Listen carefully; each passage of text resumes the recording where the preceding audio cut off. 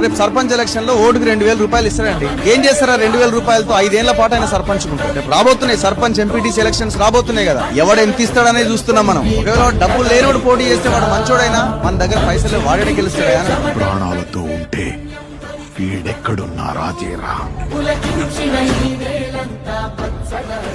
ఎప్పుడు మారుతాం మరి? దయచేసి మనం గుర్తుంచుకోవాలి, లీడర్లు మారాలి, పార్టీలు మారాలి అనేది పక్కన పెట్టండి. వాడు మారాల్సింది ప్రజలే. సో దయచేసి ఆలోచించండి, ఈ సమాజం కోసం ఆలోచించాలి. మన కోసమే కాదు, మన పక్కోడి కోసం కూడా మనం ఆలోచించాల్సిన అవసరం ఉంది.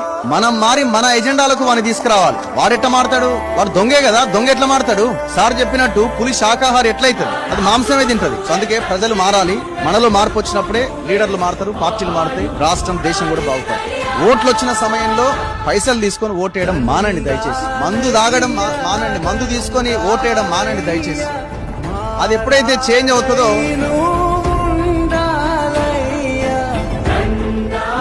మనం మంచిగా ఓటేయడానికి, మనం మంచి వాళ్ళకి ఓటేయడానికి మనం ప్రయత్నం చేస్తాం. అరే అందరూ దొంగలే ఉన్నారు ఓటేసేదానికంటే ఎవడో ఒకటి మంచి దొంగ ఎవడో ఉంటాడు కదా, వానికి వేయండి.